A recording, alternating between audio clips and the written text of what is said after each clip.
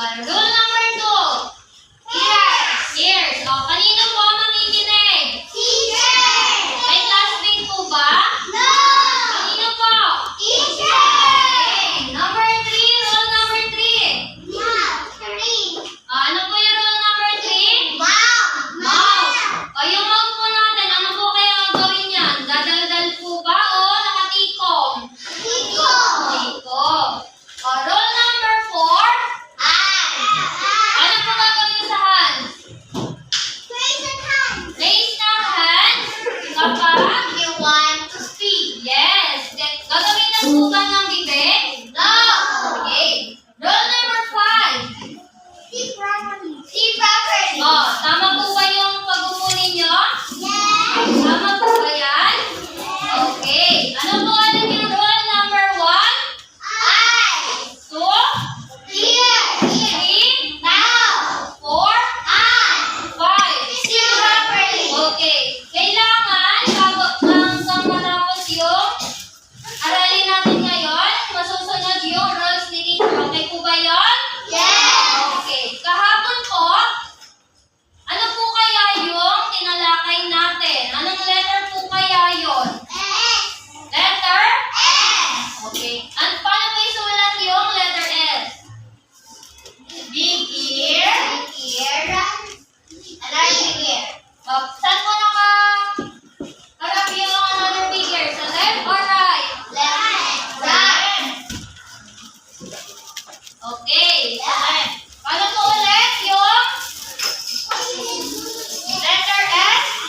Big ear sa right. Big ear sa left. Ano po kaya yung sounds na letter S? Ano po yung sounds? Pating nga. Okay, very good. Ngayon naman, merong ipapakita si teacher na picture. Tingnan natin kung alam ninyo yung nasa picture.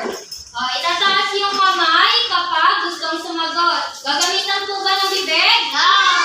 Okay. Ano po kaya ito?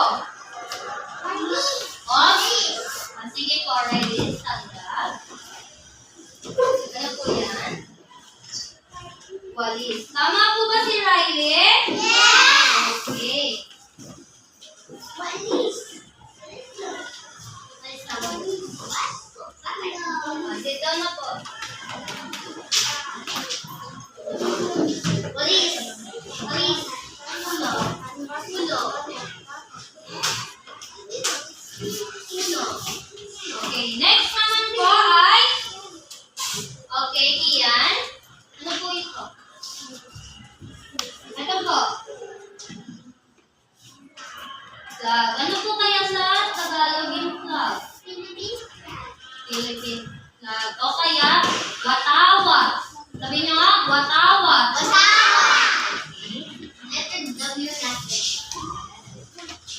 That is what I want in Tagalog. Opo.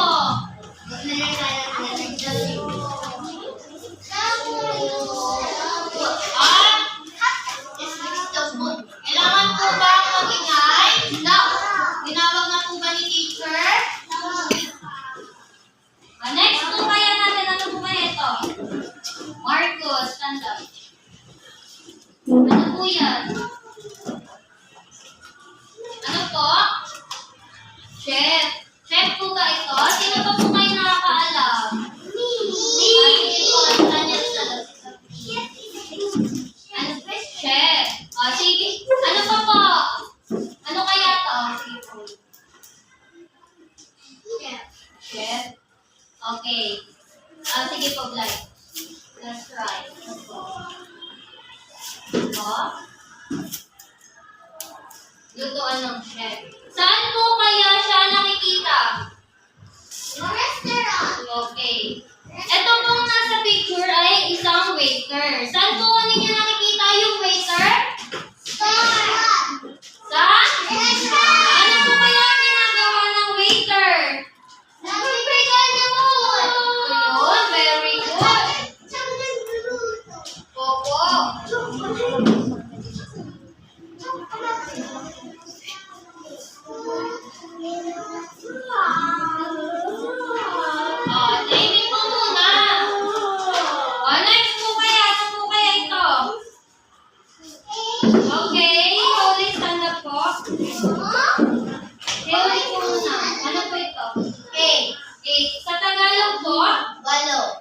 Very good. I know, hello. Opo, ay.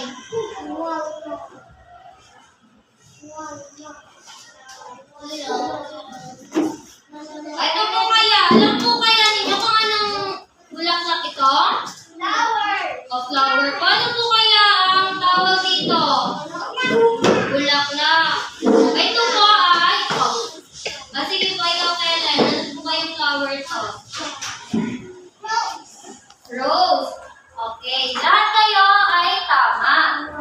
Pero yung bulaklak nito ay isang waling-waling. Waling-waling. Yun po yung name ng flower. Opo. Wow, holy timing na po.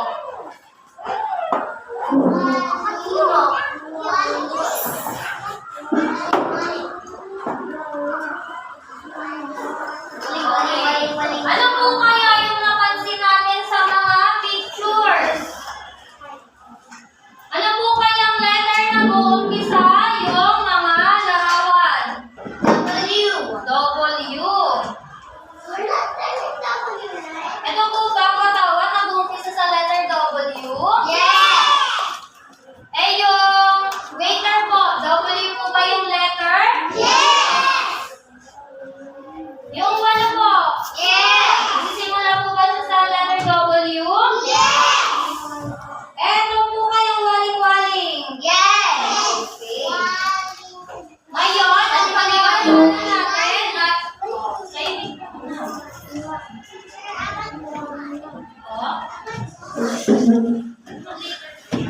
Ngayon po, ang pag-aaralan natin ay isulat natin yung malaking W. Gagawa tayo ng slide pababa, slide pataas, slide pababa, slide pataas.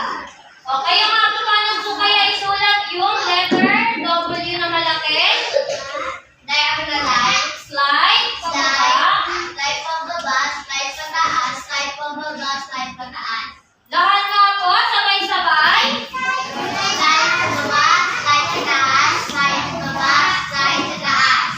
Yung small letter W naman po. Paano po kaya isulat yon?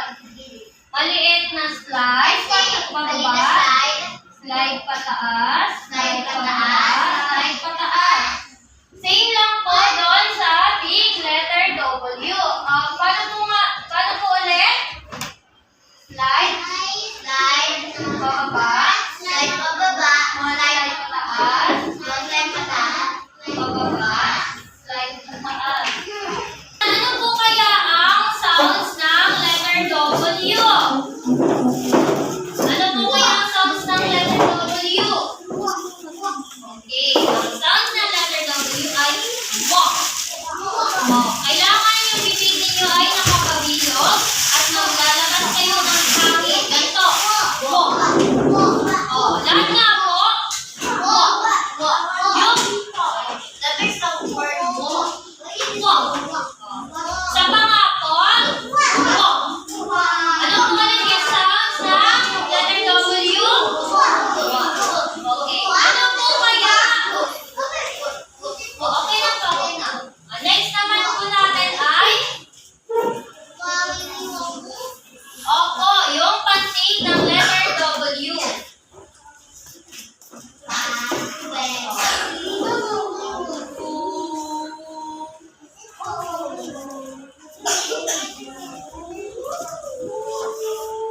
Now, ngayon po ay basahin po natin. Basahin po natin ito.